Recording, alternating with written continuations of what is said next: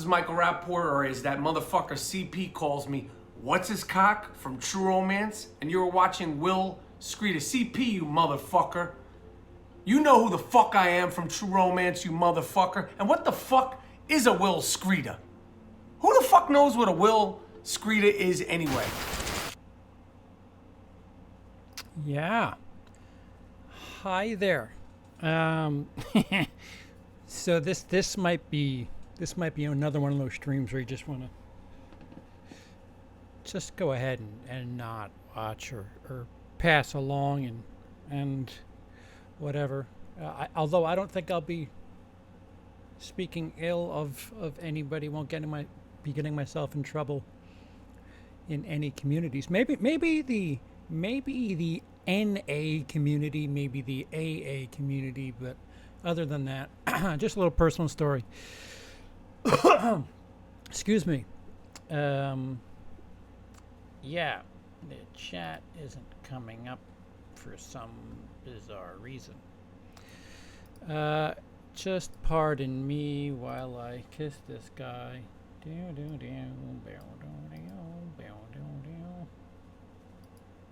Oh, there it is. Haha. What's up, Dale? So today, Friday, well, not Friday, July 26th, marks the 2-year anniversary of me not going daily on opioids, and that was a long time coming. I had years upon years, spinal surgery before the surgery, without money. We're just throwing medication to just exist. This is pre. My spinal surgery was in the early 2010s, so this is before the epidemic was a big deal.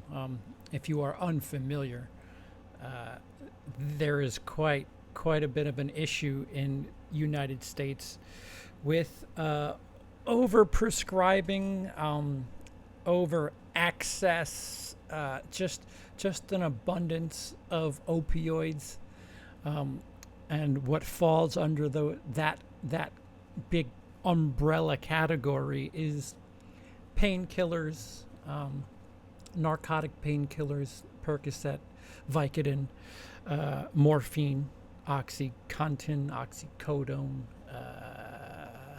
heroin. Heroin is they're all from the opium plant, and some of them are more synthetic than others. Right. So I don't know if you've ever had any spinal issues, but if you've had, you know that if your spine, especially nerve pain, if you're in big time spinal pain, you're not really a pleasure to be around. So before I could afford the spinal surgery, before I can get the insurance to get the spinal surgery, I was just band-aiding the issue with painkillers, and that's how a dependence grew. What's up, jerkface? Waiting for strangers. Oh, I forgot to do the Coke thing. Right. Congrats. Thank you. I don't, it's not necessary. Doctors currently have my brother on opioids now for more years than I can count. There's no way it can possibly be good for him. Well, I guess that's what I'll get around to. So, I couldn't fix my problem, and Tylenol and Motrin and those things certainly didn't help. There's a reason that these drugs are highly sought after. They pain is all it's just receptors in your brain. That's all medication is telling your brain to do something for the most part. And so the difference between something like Tylenol and if Vicodin is Tylenol is just kind of, nullifying, telling the pain receptors to shut the fuck up. Whereas something like Vicodin, on top of telling the pain receptor to shut the fuck up, it's telling the endorphins, hey, why don't you, well, we're not in a good way over here. Why don't you start kicking up? Because that'll help us forget the whole pain thing. If you're a little happy, and the further up you get in these drugs, the more the endorphins and balance swings. So I developed a heavy I don't know, immunity. That, what was the terminology that they used for me over the course of time? They say, they start, if you're treating an injury in temporary form, you really shouldn't be taking pain meds, serious ones, for longer than a couple of weeks, less than a month. Hello, Kipani. Hello, Brady. What's up, Tim? The issue with going on these medications for a long amount of time is you grow a dependence, and then you grow a bit of a you're really leaning on these medications to function, and you build up this tolerance. So it's that drug, that old drug adage, the first high is always, you'll never match that first one because your body's used to it. And boy, did my body get used to those medications. There was a point, it's funny, I was on medication. This is before my spinal surgery, because my tolerance was so low, I don't know, I was taking painkillers that could neutralize a fucking bull, and still like walking and talking. But before this latest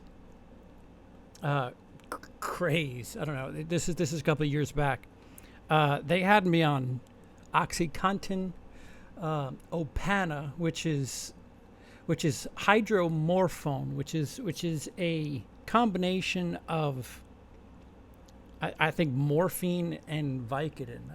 Hydrocodone is Vicodin, and morphine, hydromorphone. I don't know. Well, there was oxycodone, hydromorphone, and these Durgesic patches, which were these little dumb stickers that I had to put on my chest, and they had these little, it was like jelly on the inside. Turns out that was fentanyl. I didn't know that, but the shit that's killing everybody right now, the super drug, I was taking that before it was killing people, and I was taking it on top of a whole bunch of other shit. But I don't think that the doses were.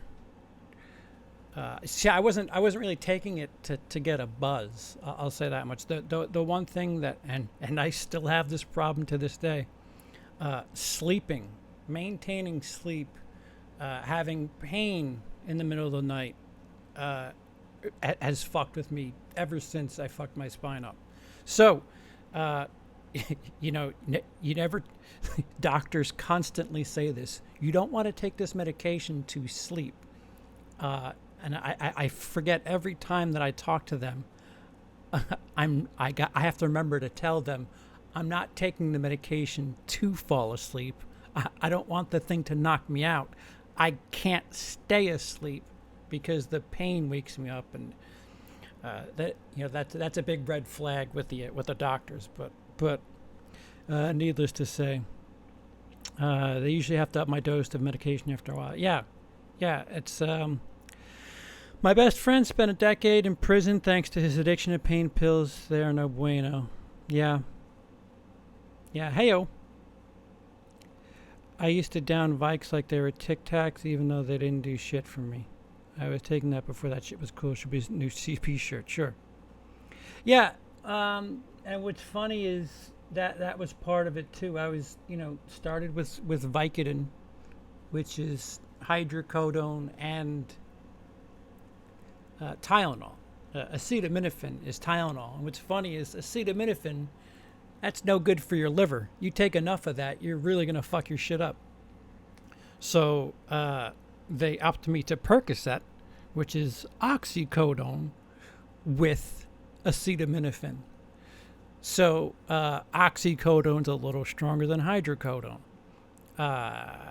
So it worked slightly. Still wasn't great for me. And then they said, well, we'll do OxyContin, which has no acetaminophen in it, and you'll take it, once, twice a day, and it's supposed to last 12 hours. That did shit all. So I told them, yeah, I'd rather go back to the Percocet, to be honest with you. That was, at least I felt good for like an hour or so. So then they switched me to oxycodone hydrochloride, which is immediate release oxycodone, no acetaminophen. That, if you want to talk about a drug that was highly sought after on the streets for probably still, I don't know. I can't tell you, when I had that medication, the amount of times somebody offered me money for my medication, the street value of that medication is pretty ridiculous. And what it is, there's different doses, 5, 10, 15, 20, 30 milligram. And there was a 30, starting off at 30, and that worked. It worked for, what I noticed was it worked for like 2 or 3 hours. Would take that maybe 3 times a day. 3 times a day became 5 times a day. 5 times a day became 6 times a day. 6 times a day became 8 times a day. Next thing you know, you're... I remember the problem was they split up my doses. So instead of taking 8 like every 4, 8, no, not 8, excuse me. Instead of taking 2 every 4 hours, which is 60 milligrams, mind you, they were prescribing me 30 milligrams and 15 milligrams. So the 2 different pills, take 1 blue, 1 green. I do that for every 4 hours. 4 to 6, it says on the label. But the problem is, after a certain amount of time when you're doing it like that, I think the worst I ever got, and remember, I was cycling in and out because I didn't want to. The thing about when you get chained to medication like this is you're literally handcuffed to it. You can't just go do something. You can't just plan or make an unplanned trip somewhere. You have to have your medication with you at all times, because after, I'll say a month, after a month of taking that medication regularly, whether or not you feel pain, that medication is in your system, and your body's like, okay, it's about time for this to happen. And the fucked up thing about these opioids is your body really really turns against you once you don't have it in your system. And I think there's a stigma. I guess the long and short of this is there's a stigma attached to this that I think needs to be addressed. There are different levels of murder, manslaughter. There are different levels of crime that we all talk about. Something that I don't completely subscribe to is addiction. I apologize if somebody who's watching is a subscriber of the NAAA mentality, the 12 steps deal. I mean no disrespect, but I'm of the belief that sometimes, yes, of course, there are people that cannot handle things and must do things until they're just unrecognizable. I agree with that, but I also would beg to argue that some people are just dependent on medication and perhaps not addicted. And the only reason I say that is because when I was in Denmark, it was a nice sobering experience, because I had my monthly medication that I was when I left for Denmark. I was still, this is post surgery now, mind you. This is just my body used to medication. I think I was taking 210 milligrams of oxycodone a day, that's 7 30 milligram pills. And that would vary. Sometimes it would be 8. The thing of it was, I mean, I've had a YouTube channel for almost 5 years. I've been on opioids 2 years, maybe more. I don't think I've ever, I mean, in live streams or anything like that,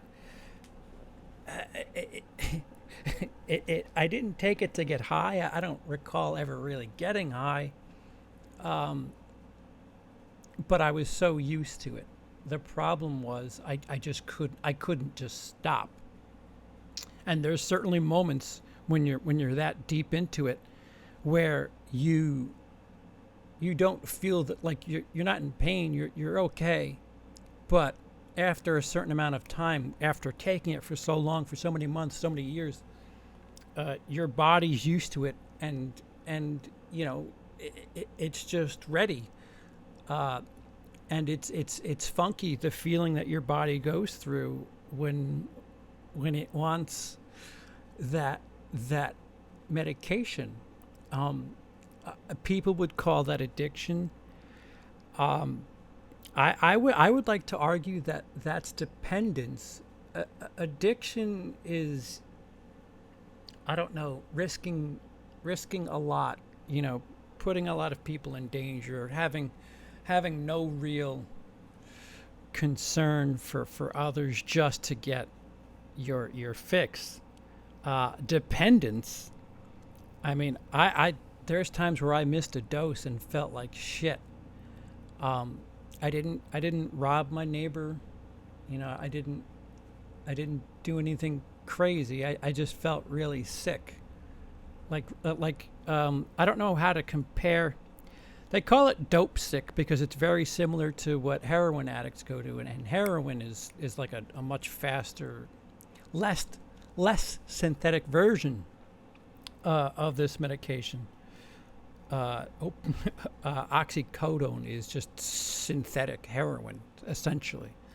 The difference is heroin, it's very fast, and God knows what the fuck else is in heroin, because it's not synthetic. There could be fucking, baking powder, I don't know, bleach. God knows what's in it that's rinsing through your body so quickly. But when my body told me it was time, whether or not I was in pain, your body starts to do some fucked up shit, and it deceives you. Just imagine the worst flu you've ever had.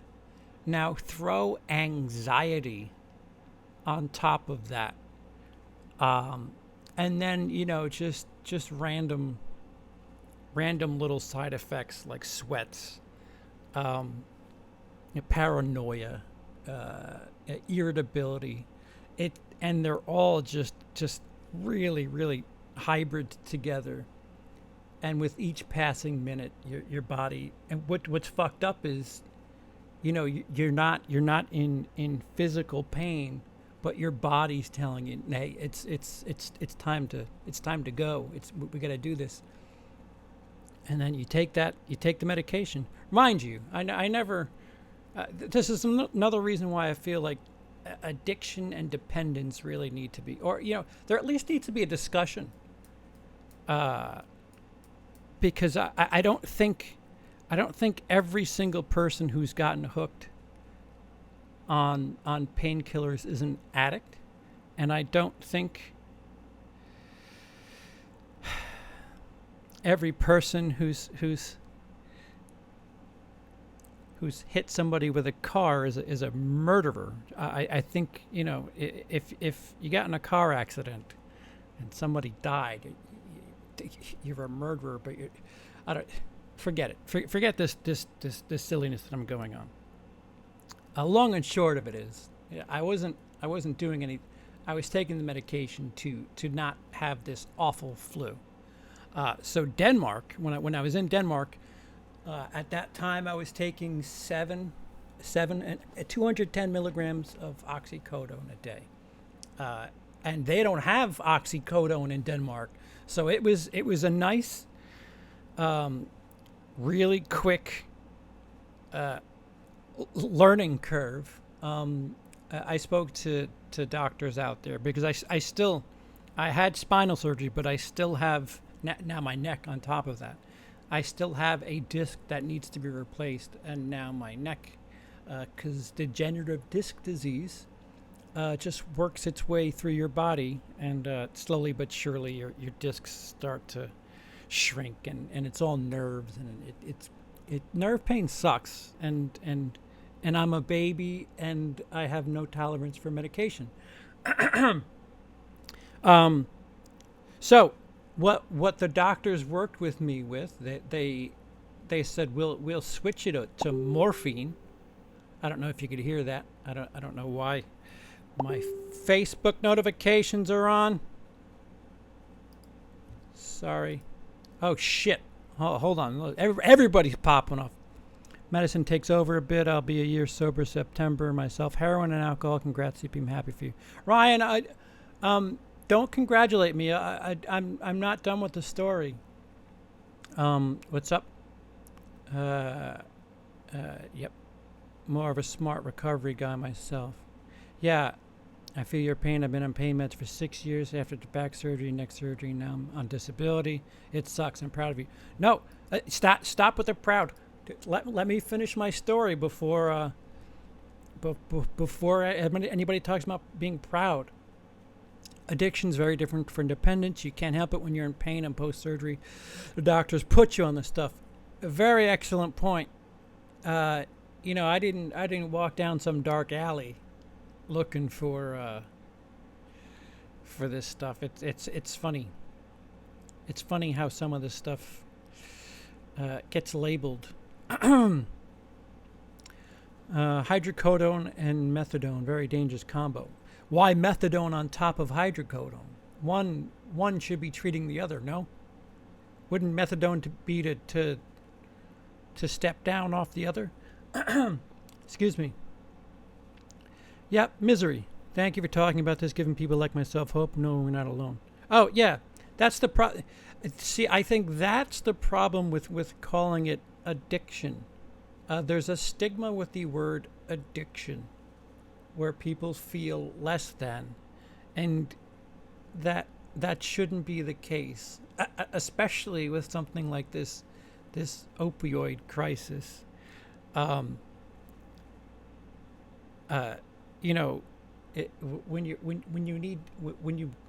you're in pain and you need help, and in America, we're customers. It's not caregivers. We're customers to doctors, and this is where consumerism and capitalism plays into this country. Never before in my life did I go into a hospital and hear the words, "You're just gonna have to suffer." But I heard that in Europe, and boy, It sucked hearing it, but you know what?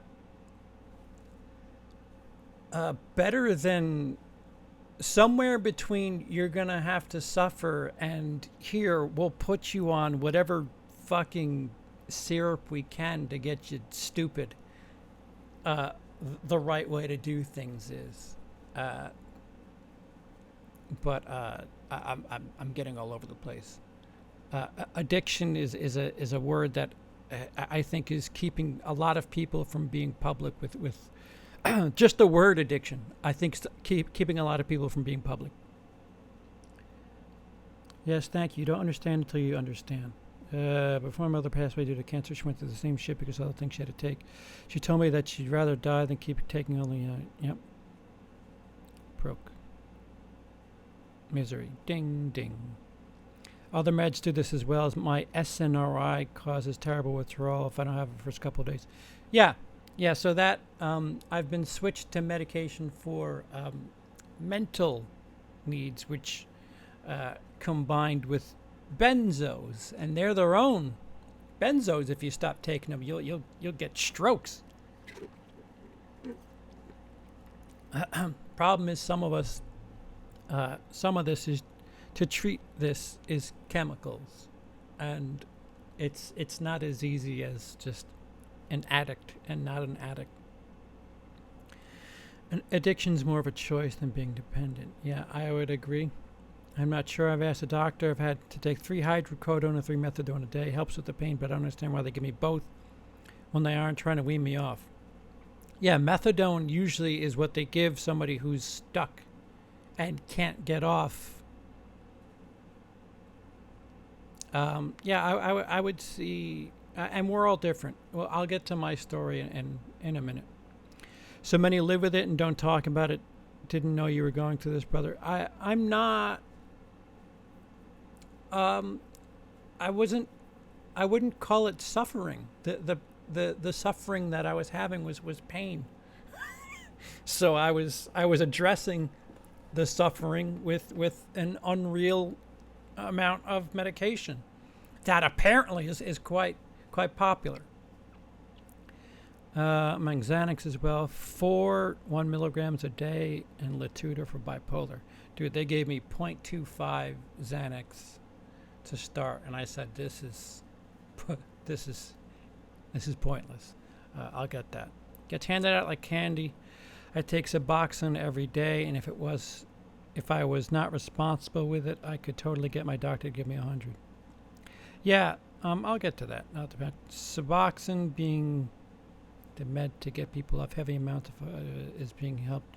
is now being used to help with pain. So what do you do then? I don't like it, but that's me. I'll get to my Suboxone story. So Denmark, they don't have oxycodone because they're not customers. They're caregivers out there. But they were aware of the absurd amount of medication I was taking. And this is the country where they said, you know what?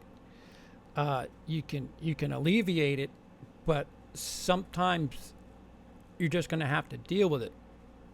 And I was done. I was done with the medication, and that was a choice they made on my own. Being out of this country helped.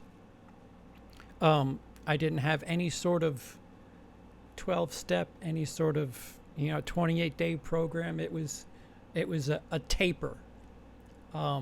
If you have, I understand some people are taking medication illegally and getting their hands on this medication through alternate means.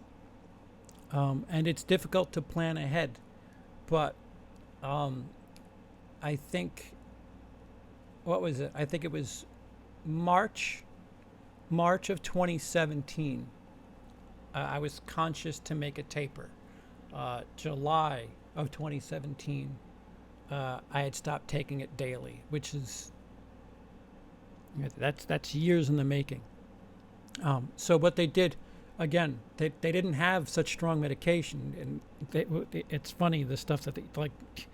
We don't give this to people with cancer. Why are they giving you this in America?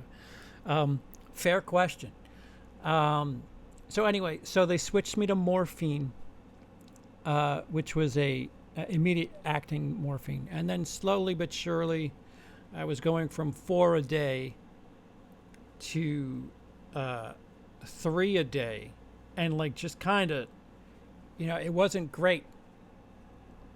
It was discomfort, but it wasn't that flu, that disgusting flu anxiety, withdrawal discomfort. Like you got to pick your battles. The mentality that I would advise anybody who genuinely wants to stop is you're gonna be uncomfortable. You can go cold turkey, and fuck. I wouldn't advise that to anybody because that's just torture. I don't know. I go through it for hours back in the day, and not, you can't focus. All you're thinking about is just everything.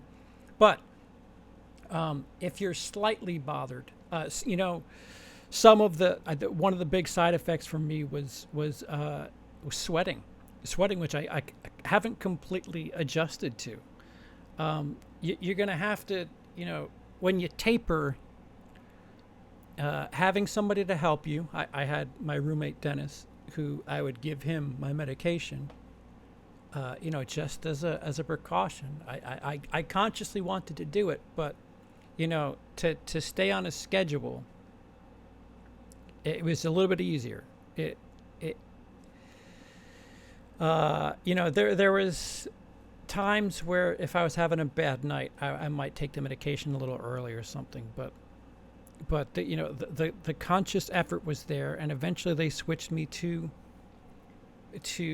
extended release morphine, which was something that I was taking daily, just once, midnight, right before bed, and that was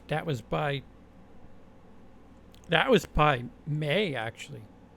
June, I had come back to the country, and told my doctor that I was seeing here about that, and he's like, you should just take Suboxone, and do the same taper because it won't be as violent.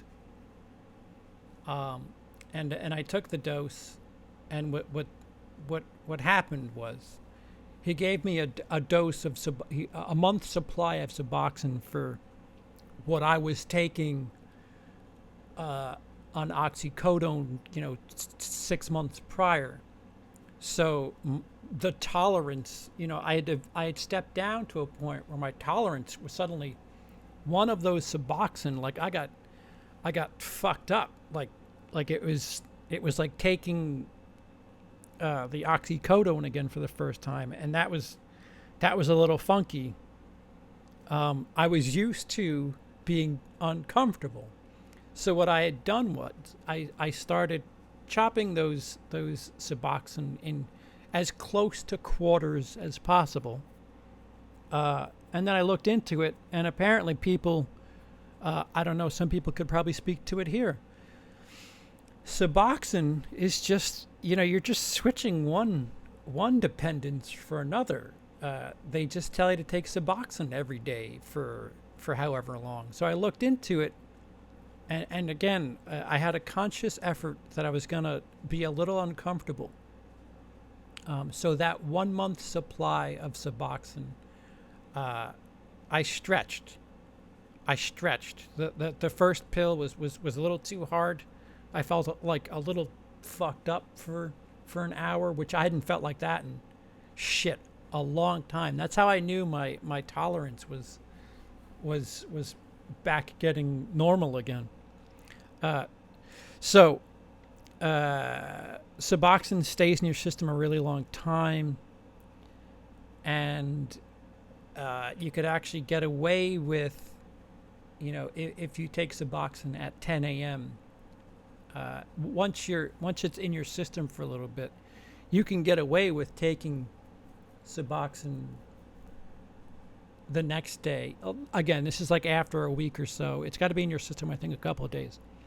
You don't have to take it at 10 a.m. It's not like your body says, it's not like you get that withdrawal feeling. You could take it at 12 or whatever, and that's what I was doing.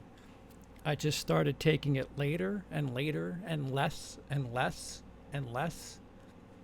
And by July 26th, I was taking pieces of Suboxone, and by July 26th, I had gone a full day without taking Suboxone. By that point, it was, I want to say, 2 milligrams? 2 milligrams of Suboxone, which is, 1/8 of a 16 milligram, or 1/4 of an 8 milligram pill. And then July 28th, I took half of that. And by that point, I think it was another week of one on, one off, one on, one off. And again, I wasn't going in half every day. I wasn't going 1.5, 0.25. It was 1, 1, 1, 0.75, 0.75, 0.75, 0.5, 0.5, 0.5, 0.25, 0.25. And by that point, when I was going day on, day off, day on, day off, it was 0.25, 0.25, 0.1, day off, 0.1, and then just riding it. And, it wasn't completely comfortable. Like I said, the sweating was there. I was a little irritable. Morale was a little funky. But having a support system, having somebody there who understood, my friend Dennis saw me in withdrawal, so he knew what bad looked like. And like I don't know if I told him enough how many times when it was a 5-month, 6-month process, getting from 210 milligrams of oxycodone a day down to 1.25 milligrams of Suboxone by early August. But it's possible. I wanted to do it. I didn't like being dependent, not addicted. And another thing is,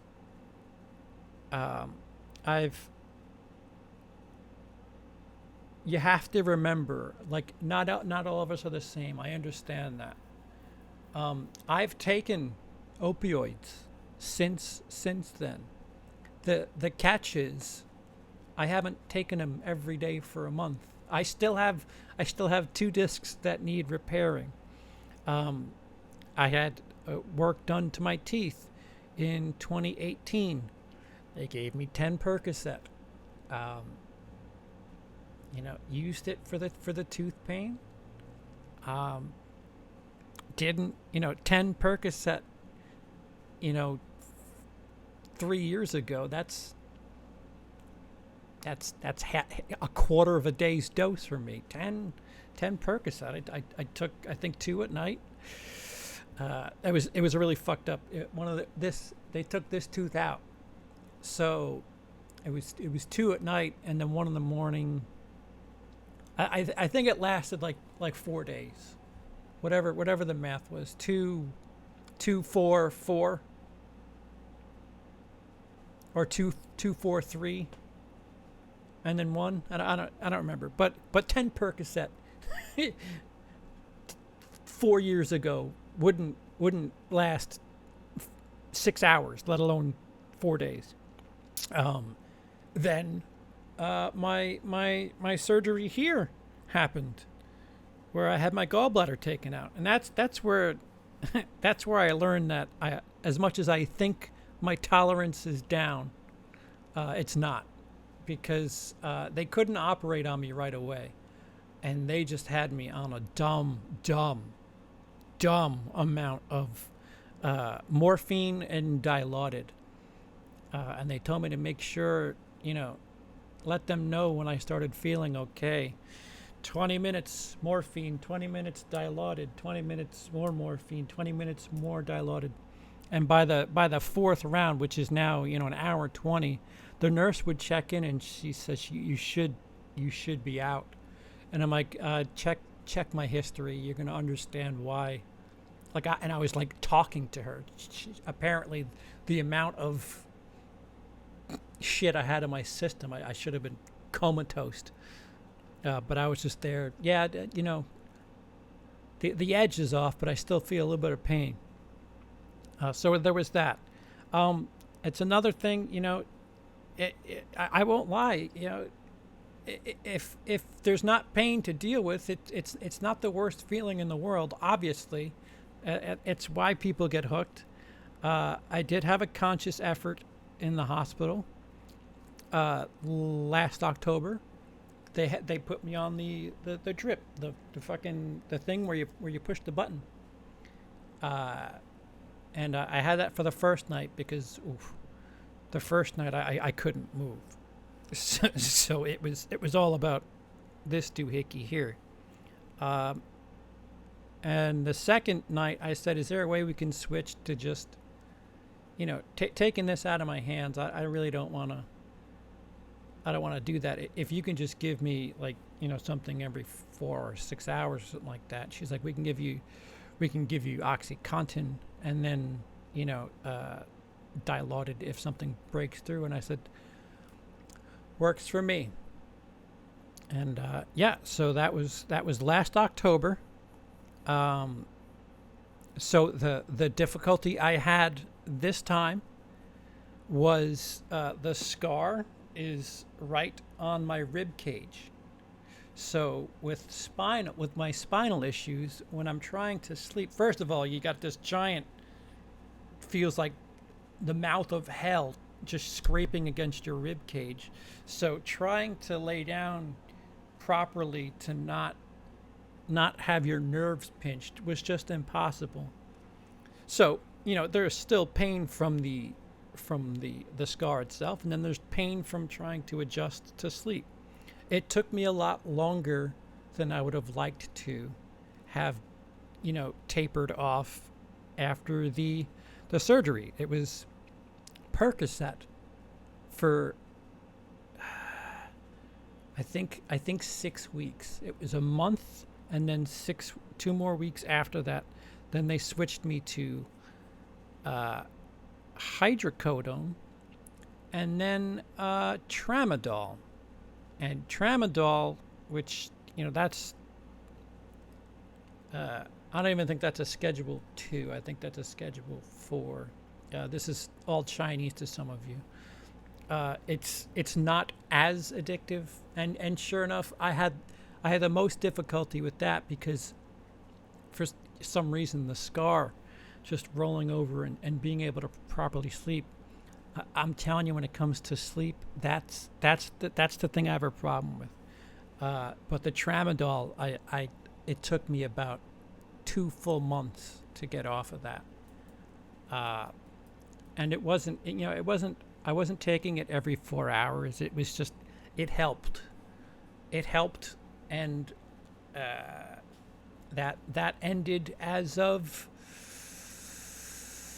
February. So again, not daily use. Let me see what you guys are talking about. Suboxone saved my life. Okay. Probably going to be on the rest of my life, but that's okay. To me, works for me, but may not for others. Yeah, look into taper off if possible. I mean, listen. There's days where, until I get my surgery, there's days where in my head I'm like, well, one of those pills would just help me tonight. And I don't know that somebody would tell me that's an addict way of thinking, but I don't entirely agree with that. Another thing I would suggest, if you're having difficulty and would like to try alternate means, if you feel handcuffed to the medication, Suboxone included, look into kratom, Kratom. It is a leaf. It is a cousin of coffee, and it's not regulated. There's a couple of states it's not legal in, but that is the next best thing I could say to, Vicodin and Percocet, something like that. They have kratom at smoke shops, and that's the fact that it's unregulated and not FDA approved is kind of scary. Do your homework on it. But it doesn't work all the time. But there are certainly days where if I'm having a shitty back day, kratom at the right time of day, just as long as I'm not, it's not, it doesn't have opioid effects. It's not the same. It's similar, but not the same, if that makes any sense. It does the same tricks. It's not, if you're expecting some sort of different, legal way of trying something like Oxy or any of that shit. It's not that. It kills pain, and it there are certain strands that give you the teeny bit of euphoria. I don't know how to explain painkillers to somebody who hasn't taken them. If you take a painkiller, there's a good, it takes about 25 minutes. And so by about minute 30, you're not in pain. By about minute 35, it feels like your body has champagne in it. And it's like a good feeling. Ginger ale. Just a fizzy, everything's okay. And that usually lasts an hour or so, and the pain, that fizzy feeling kind of leaves after a little bit, and the pain, depending on what your pain is like, will subside for an hour, 2, 3. So try kratom if you genuinely want to try to avoid withdrawal symptoms. My point is, I had spinal surgery. I had a problem. I had a daily dependence to opioids, and had a plan. And you're gonna trip. You're gonna trip because it's uncomfortable. You're gonna have to afford yourself. First of all, I don't know how serious your level is. I would say,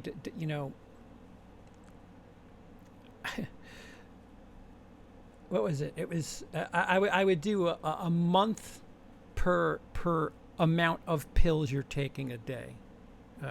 A month per 30 milligrams a day. And then just half it, just half and half and half and half.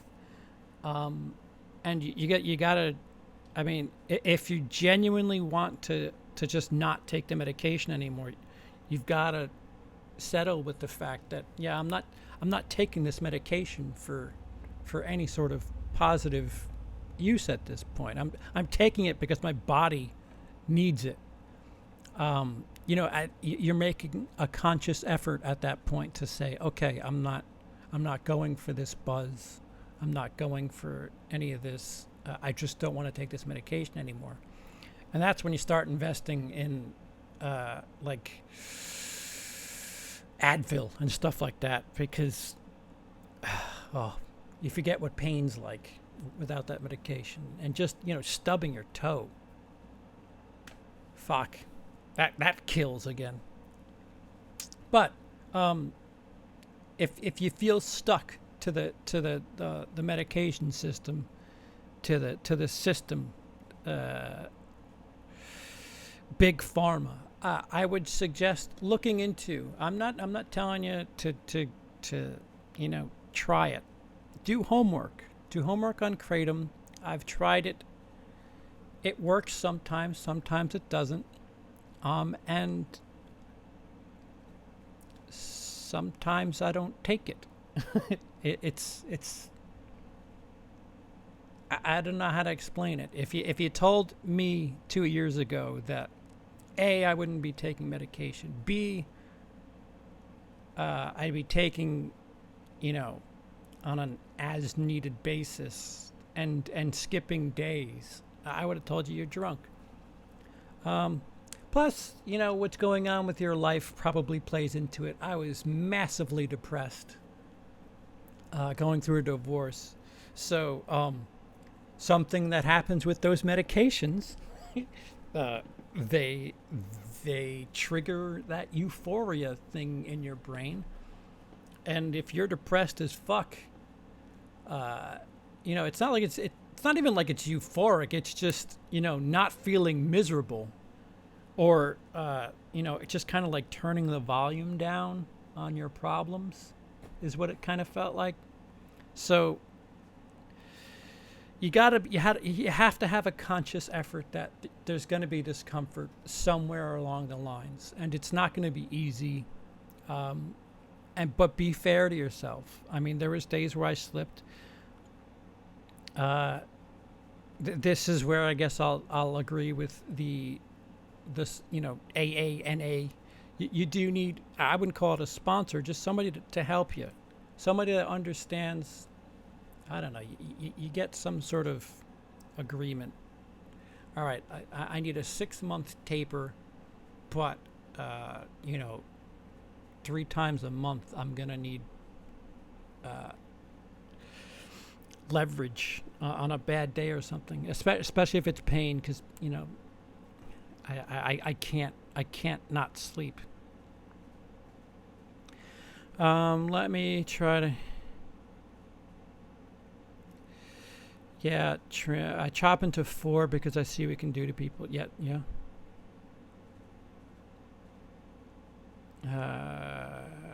Yeah, another thing is, as long as you're not like snorting it or smoking it, or that was the other thing. I just took it like with water, soda. I didn't take it with water.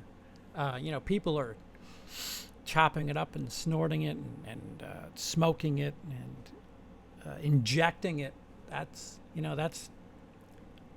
getting it faster, and there's so many different variables to how you need to treat the situation. I think because I was taking it orally, and if you take the pill, it takes 20 minutes before it's really doing anything. So it all depends. We're not all the same, but I'm telling you, as somebody who literally just could not stop.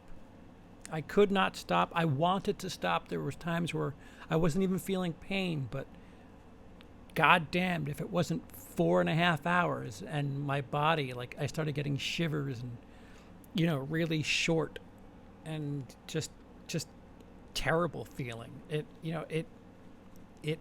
alters you. It takes over, and it makes you make decisions. And, if only to take control of yourself back.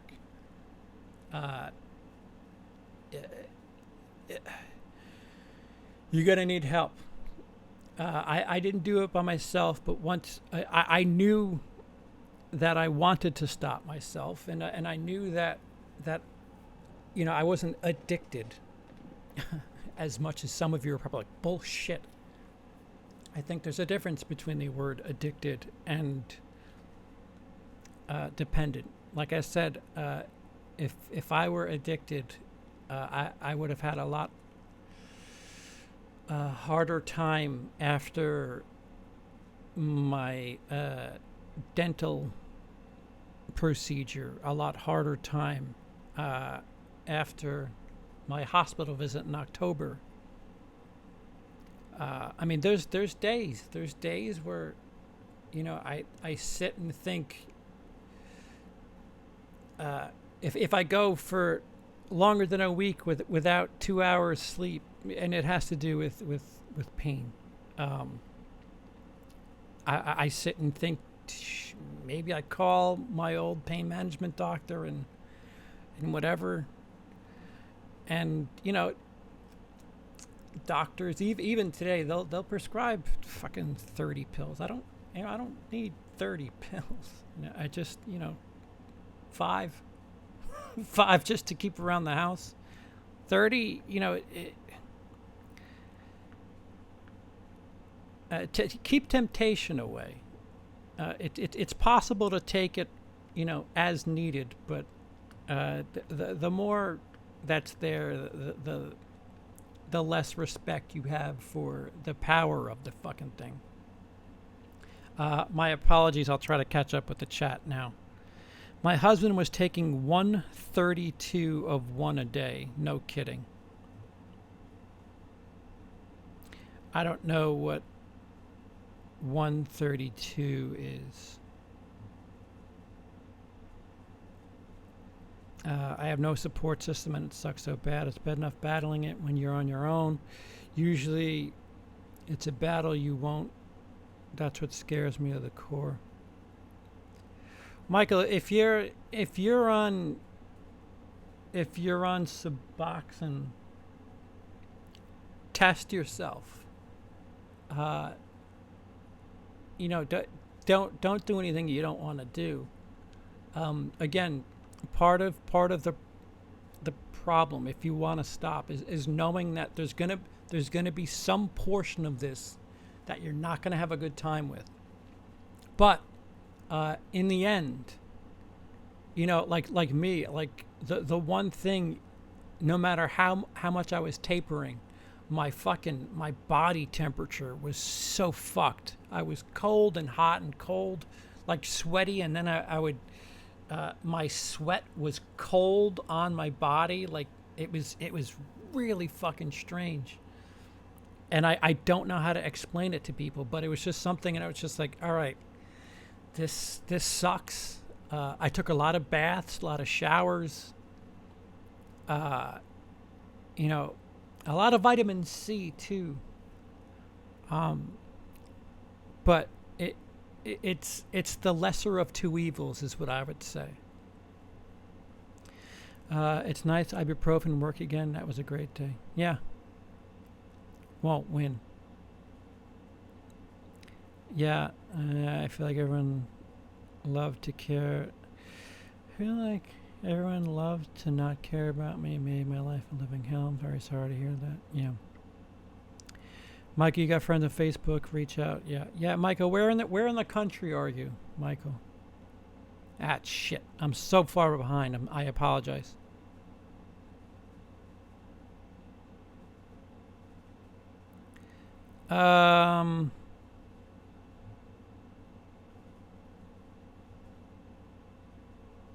Okay. Find things that help your mood, certain chemicals, music, games. In the end, it's all chemicals. That's the other thing. Our brains, it's chemicals.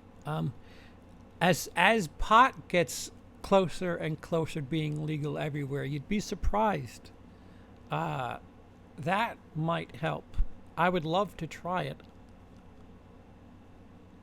as a pain alternative. I go to sleep every night with tears in my eyes because I'm thinking, how am I going to make another day? Yeah, literally feel sick when I wake up. Yeah, Michael, it I don't know how much longer you want to put up with that. There's got to be a different way. Without leaning on this stuff. Suboxone saved my life. I'd still be doing 7 grams of dope a day if not for treatment and subs.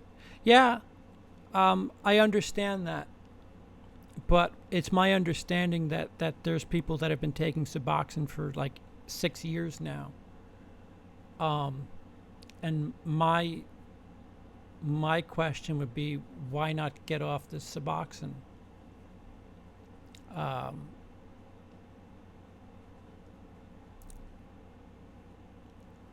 so I understand how difficult it is. I'll tell you guys something that it sounds hokey and stupid and silly, but um, on medication, I never laughed really hard. And sure enough, once I was off it, it was a lot easier to laugh at things, like naturally laugh at things.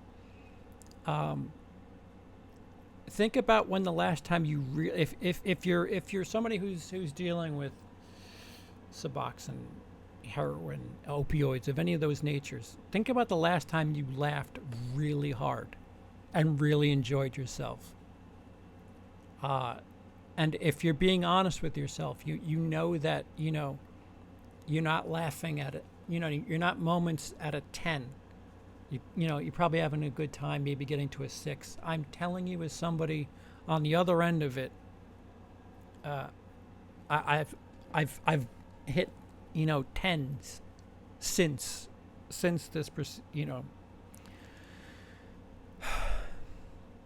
it's difficult. I get it. We're all different. It's just really difficult. I think addiction is a really, really difficult word to use. What kept me going was people like So Cody and CP and other people made I look up to. Well, do things for you. It's flattering that you say things like that, but dude, the only person that's in the mirror is you. Do things for you. I'm happy that you're looking at us for stuff like that, but do stuff for you. I can tell you it does get better. It's good that you're here sharing, talking to this as well. This is precisely what helps anyone make it better and get through. I've reached out to my doctor, acted like it's no big deal, trying to get help, but everyone ignoring me. Kids are always better off without their parents. Trust me, I know the feeling. Kids are nothing without their parents, but nothing. What's up, Dizamified? Little serious stream tonight. Sorry. I use kratom. I've lived for 5 years with chronic pain and without opioids. Recently started kratom and it helps. Thank you. Just call me Megan. I agree. It's not perfect, but it's fucking better than Tylenol. And it's not. It's got, before you go thinking you've got the solution, the backdoor trick to Percocet. It's not that either. It's somewhere in between. But it's an option to look into. Looking for okay. Uh-huh.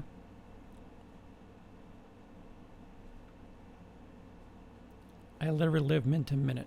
That sounds like if you're minute to minute, that you're stuck. You're in it. That I would suggest trying to. I don't know if it's minute to minute looking, making sure where the, it's a similar. It's a similar problem people who are broke go through. What am I going to do? How am I going to buy food? How am I going to, what am I going to do for rent? It's a similar feeling. I couldn't tell you the anxiety I would get when this is years back now when I had my pill bottle, and if I looked down into the bottle and I could see through to the bottom, if there weren't pills in the bottom and I could see through, that made me a little nervous, knowing that the end was near. Just you'd be surprised. A hurricane fucked up my doctor's visit once, and that fucked up. That was a good extra day of of shit. It's funny, they give you 28 days supply, and it's horror. It's absolute horror. I understand what you're trying to say.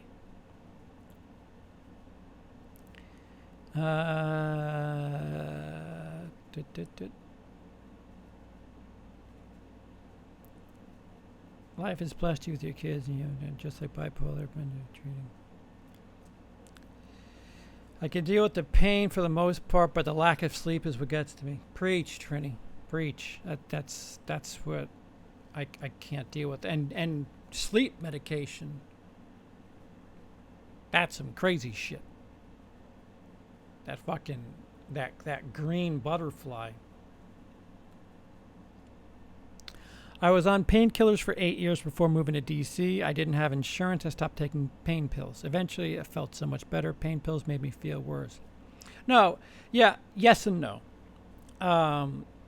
In the beginning, they feel like a lifesaver, and then after a certain amount of time, it just turns everything you're doing into sludge.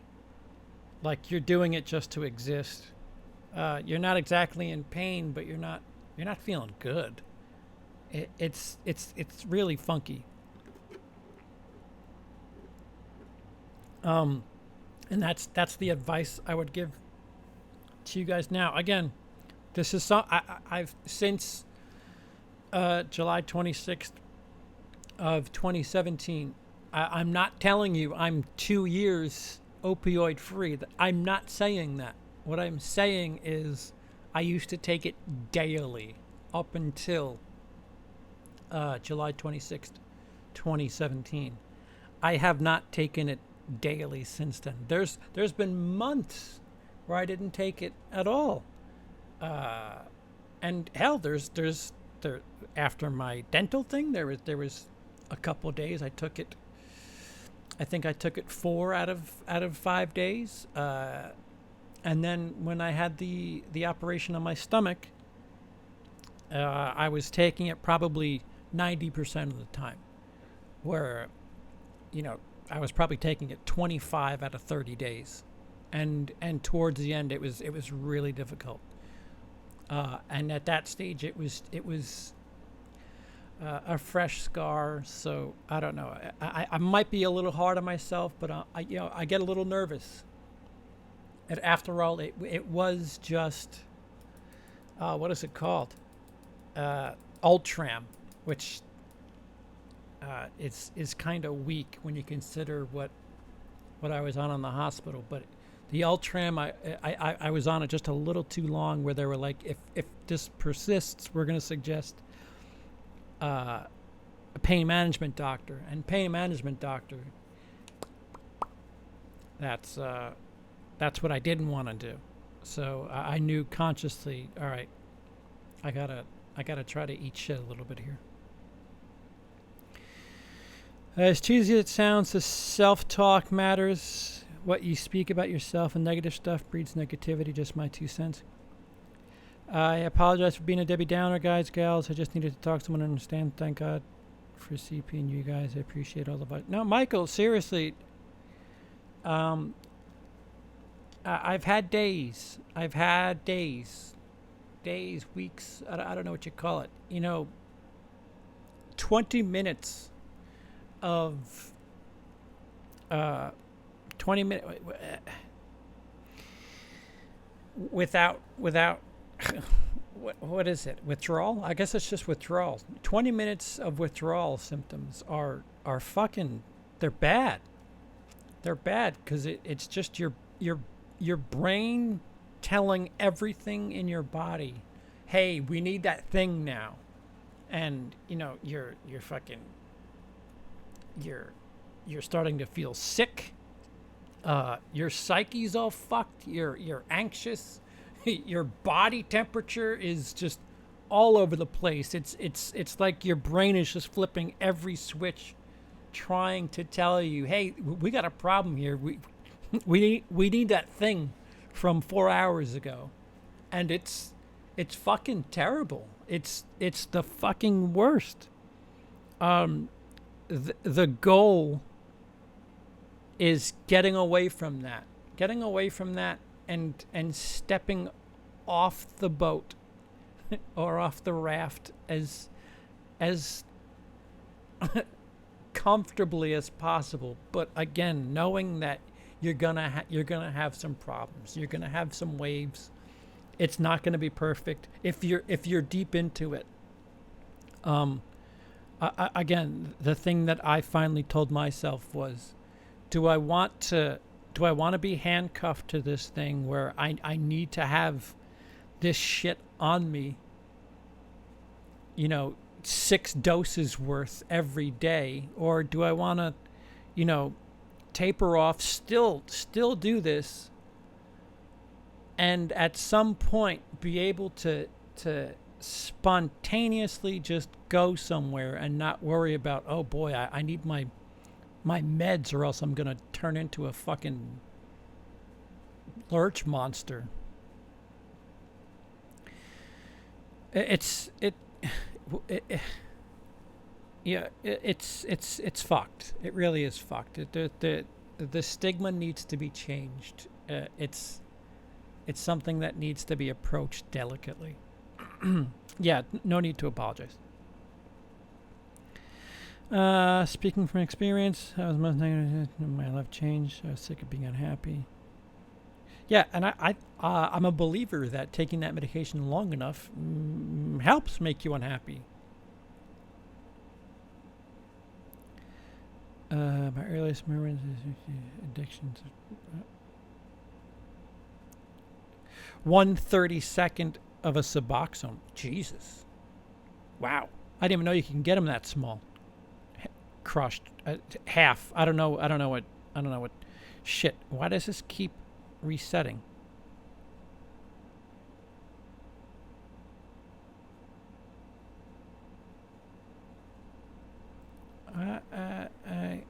I lost it. Why does this always reset? Had a girl posted something about me on Instagram.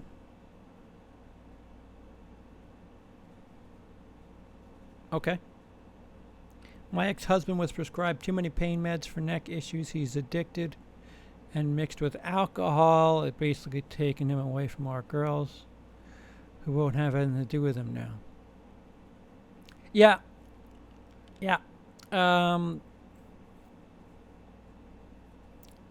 That's rough. That I would venture to say that there's more to it than just that. Medication with alcohol, it's pain. It's pain, and when you don't realize that your family members, you're losing them, you're really in your own head, and the most important thing to you is not feeling that pain. It's difficult. I'm a child of a quote-unquote addict.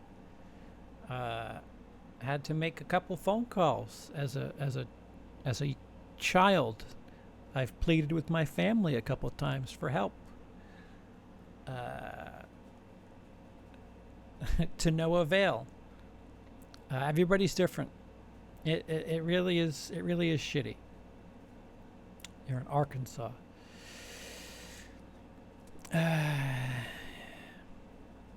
Small town of 3,000 people, so we don't have any doctor options. That's rough.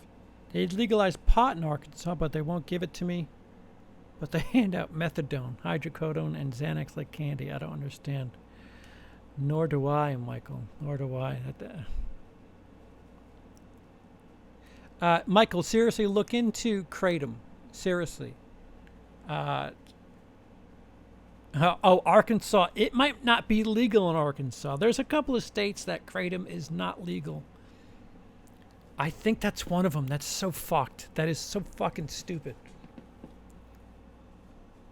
My aunt uses edibles. She's had bone cancer and in constant pain. Only problem for her is how long the edible takes to kick in. Yeah, I'm waiting on medicinal or recreational, and I would like to try that because I still have ridiculous issues sleeping. Many people have to use Suboxone for the rest of their lives. If that's what keeps someone alive and not doing worse, so be it. Yeah. I would like to see somebody try to not be dependent on something. I mean, obviously, again, this is coming from somebody who has two issues in my spine that I have not addressed. So it sounds a little silly, ironic, hypocritical, all of the above. Me saying, well, you should probably maybe stop over the course of time, but pain doesn't stop. So I get it. It's not as easy.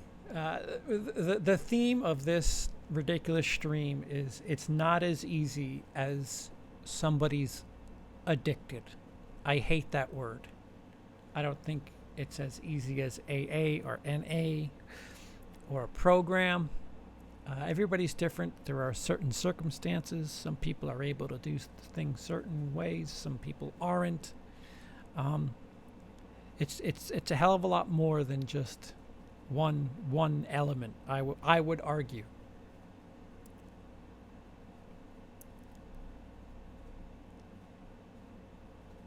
Yeah. Depression is rough.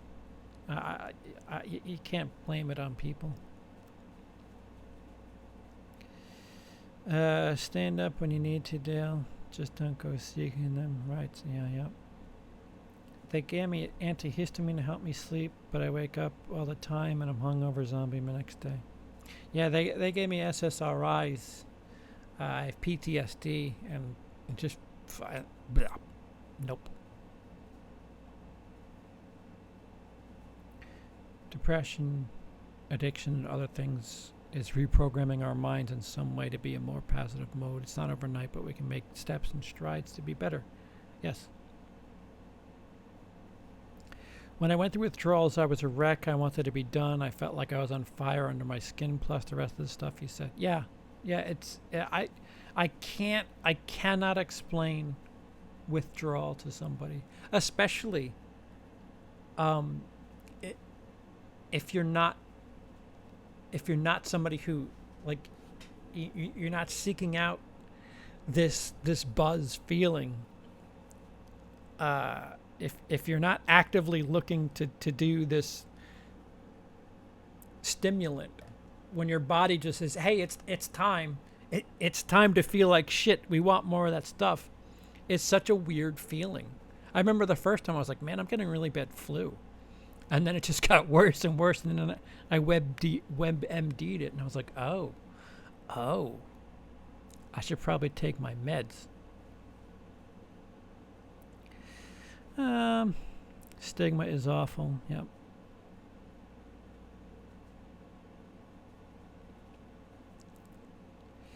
You can't. Wait, what? You have to cut it in an 8 milligram, 2 milligram strip. He's cut into 130. Oh, the sticky thing, the thing under the tongue you're talking about.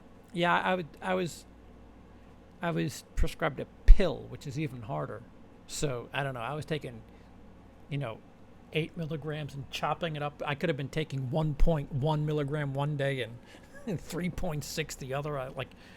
It's not an exact science. I think that sticky thing you put it under your tongue. Yeah, if you just cut it in the right amount of. Yeah, that's probably way easier. I get it now.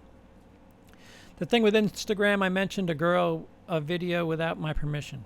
I mentioned a girl a video without my permission. She posted a video about me without my permission. I watched Lord of the Rings while on pain meds. I felt like Gollum chasing Precious. Cheesy, I know. It was when I decided I needed help. Yeah, I'll tell you when I was like, yeah, no, there's something an issue here. uh,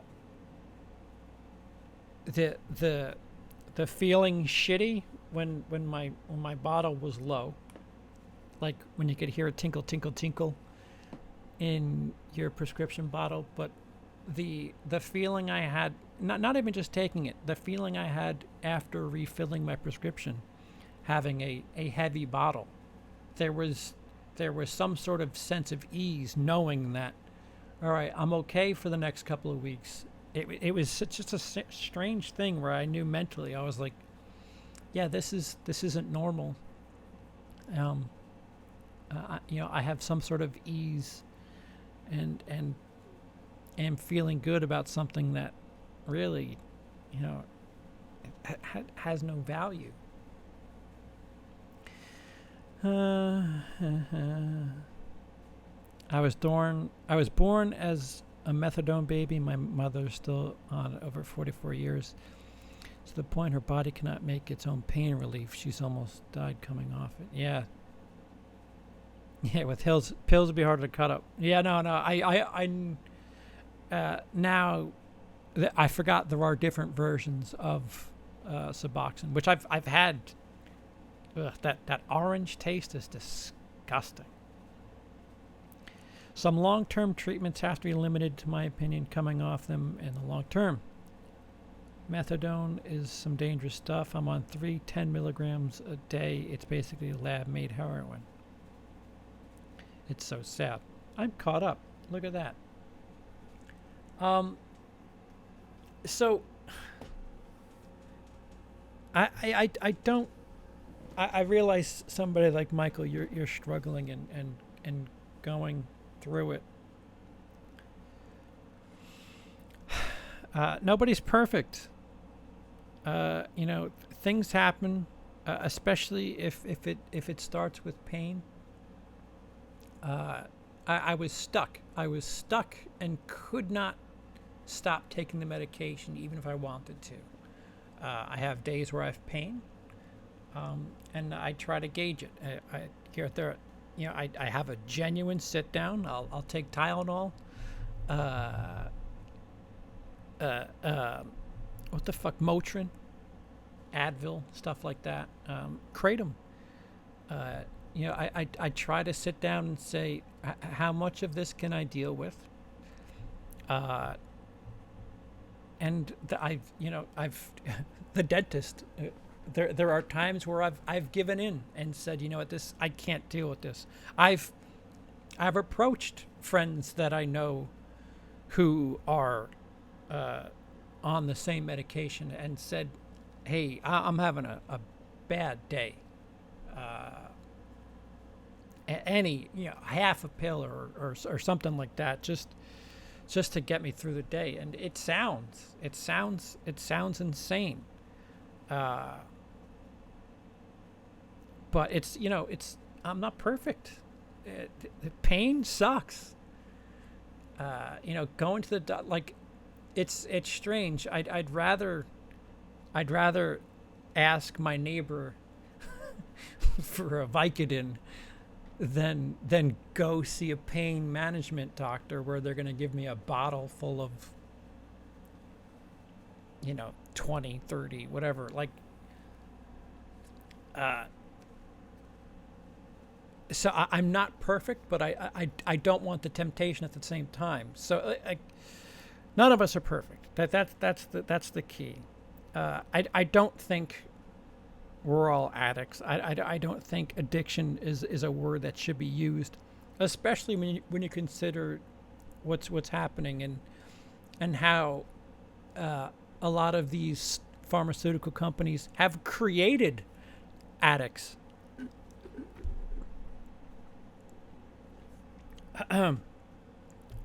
We need more options to treat people instead of punishing them. I've heard medically come off Suboxone. It's upwards of $10,000. Yeah, that's the other thing. Some of these places that charge you fucking $6,000 in a 28-day program. Dude, I'll rent a hotel room and pay a good friend $200 a day to just fucking shut me down for the month. that's exorbitant. Well, then you have people like Portugal who have legalized everything. I don't know how that's working out for them, but heroin's legal in Portugal, so there's that. I guess the point of this is I've seen it brought up a couple times. It gets brought up in the news. A lot of people talking about it like it's the stigma. I was on a shit ton of medication. It kind of fucked up my tolerance. I can't take a pain medication the way a normal person can. I found that out the hard way at the hospital this last October. But I don't need a pill bottle near me at all times. I don't feel like I can't leave the house and not know where I'm going to be for 6 hours. Like, I'm not handcuffed to this medication. I'm not perfect. I've taken opioids a couple of times since July 26, 2017, but never more than a bottle. Sometimes a bottle was 10 pills. Again, try to deal with it. The most sobering, most enlightening thing I was told in a hospital in Denmark was, you're just gonna have to suffer. And it's something I've never heard before. I never thought I would hear in a hospital. But sometimes you need to really understand pain and deal with it and eat shit for a little bit to understand when it needs fixing and what you can put up with and what you can put yourself through. Again, but when it comes to sleep, I'm a big baby. I don't know how else to put it. Guys, if you ever are feeling funky, I'm not an AA support group type guy, but I can tell you, I've been through stuff. I know what it's like to feel shitty, to want to take medication. I've never done anything incredibly outlandish. I remember so right after my first surgery, I wanted to get right off the medication, and my insurance company sent me to a place in Florida where you're surrounded by addicts and discussing what the deal, why you're addicted, and you sit in a circle and talk about all these stories, and I'm listening to all these stories, and somebody right next to me is talking about how he had no money left, and he needed $5 for his next hit of heroin, and he offered his neighbor a blowjob for $5 so that he could get his next fix. And I remember thinking to myself, my body might have a problem, but there's a different level here. I can't stop. I want to stop. I'm not trying to judge anybody. We're all different. Some people need help and don't need to feel shitty about trying to get help and trying to fix it. I made a conscious effort to stop. It took me a while. I had hiccups. I guess technically, if this were NA, technically I wouldn't be able to say it's been 2 years. I wouldn't get one of those silly little chips because it hasn't.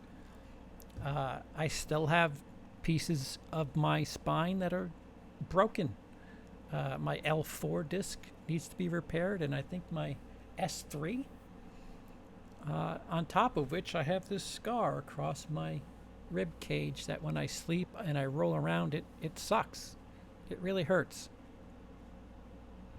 Yeah, so I don't know what to say. We're all different, yet somehow we're all the same. If that makes any fucking sense. It is possible. I'm somebody. I'm telling you. At the absolute worst, I was on. Let me do the math. On the absolute worst, I was on 480 milligrams of oxycodone a day with 50 micrograms of Duragesic. What do they call that? What is it called now? Fentanyl. So it's a patch where you're getting 50 micrograms an hour. I don't know how that plays out. So, a shit ton.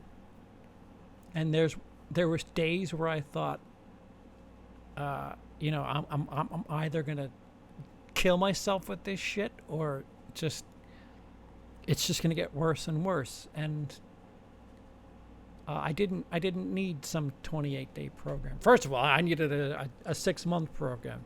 We're all different. We all need to address these things differently. The problem, the best thing I can say, as unfortunate as it is, if you want to end it, if you want to stop, being handcuffed to this stuff, you're gonna have to deal with some shittiness. The catch is figuring out just how much you can put up with and how much you're willing to put up with. But it's possible. I'm telling you it's possible, and I'm telling you, considering I was on a ridiculous amount of stuff in October, I should be doped off my I should be prescribed 180 pills again right now, and I'm not. My last opioid medication prescription, I don't know if Ultram is technically an opioid, but that last prescription was in February, so it's possible, guys. It's possible. Nobody's perfect. If you want to talk to me candidly about it privately, I can tell you what I went through, war stories or what. But 2 years ago today, I did something that I didn't think was going to be possible. Thank you so much for listening. This is another fun one, huh?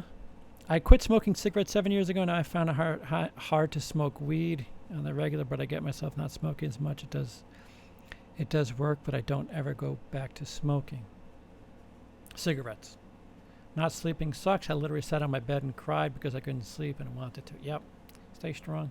Been away from the keyboard listening. That's fine. That's fine. Not an exciting one today. Apologies.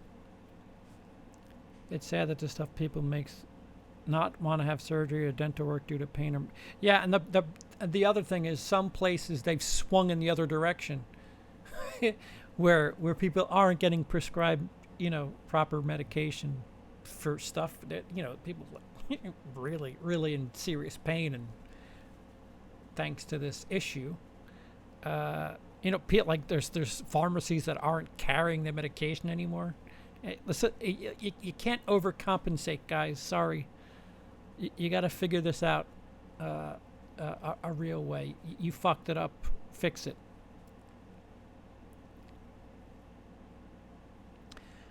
Yeah.